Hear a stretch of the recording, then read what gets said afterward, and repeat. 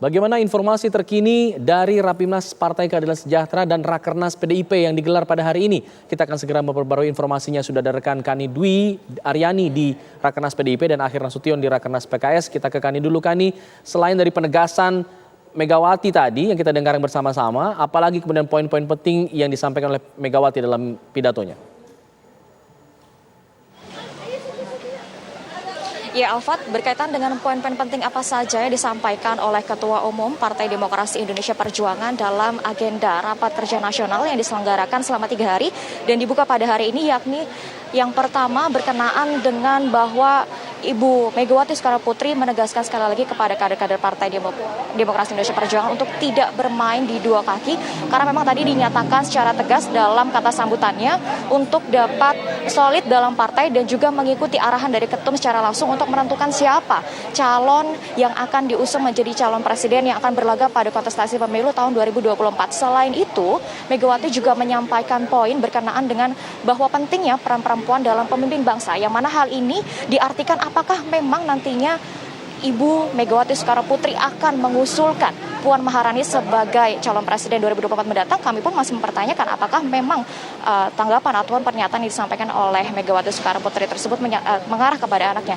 Dan kami pun juga masih menantikan bagaimana hasil dari rapat internal dari Partai Demokrasi Indonesia Perjuangan yang masih dilakukan secara tertutup di sekolah partai DPP PDIP Lenteng Agung Jakarta Selatan, yang nantinya juga tadi kami tanyakan berkaitan dengan apakah memang hasil berkaitan dengan nama calon kuat dari PDIP akan disampaikan setelah acara Rakernas 3 hari mendatang atau kapan akan diumumkan. Namun tadi Sekjen Hasto Kristianto juga menegaskan bahwa PDIP menunggu momentum yang tepat. Bisa saja setelah Rakernas atau mungkin bisa saja 3 bulan atau 6 bulan mendatang baru disampaikan siapa calon terkuatnya. Karena memang sekali lagi ditegaskan tadi pada saat pernyataan Ketum PDIP Megawati menyatakan bahwa keputusan final akan diputuskan oleh Ketua Umum Partai PDIP yakni Megawati Soekarnoputri berkaitan dengan calon terkuat yang akan diusung oleh Partai Demokrasi Indonesia Perjuangan. Kami pun hingga sore hari ini juga masih menantikan yang kabarnya nanti juga akan ada pernyataan resmi dari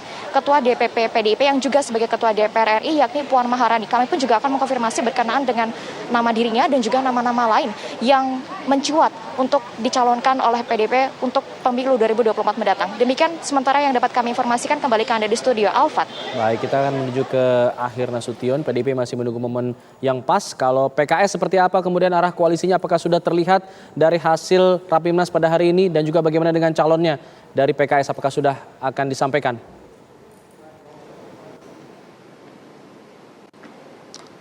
Ya, Alfat, memang ini Rapimnas Partai Keadilan Sejahtera sudah selesai dilaksanakan pada siang hari tadi. Ada beberapa rekomendasi yang dihasilkan dalam Rapimnas yang berlangsung selama 2 hari ini. Yang pertama adalah terkait dengan calon presiden dan juga calon wakil presiden yang akan diusung oleh Partai Keadilan Sejahtera. Tadi memang sudah digodok dalam Rapimnas. Ada beberapa nama yang akan diusulkan dalam Rapimnas, nanti akan diserahkan ke Majelis Syuro PKS. Namun ketika ditanyakan siapa saja memang calon presiden dan calon wakil presiden yang akan ataupun yang akan diusulkan ke Majelis Syuro Partai Keadilan Sejahtera, Presiden PKS Ahmad Saihu mengatakan akan terlebih dahulu merahasiakannya. Nanti Majelis Syuro lah yang akan ataupun yang berhak mengumumkan siapa saja calon presiden yang akan diusung oleh PKS pada pemilu 2024 mendatang.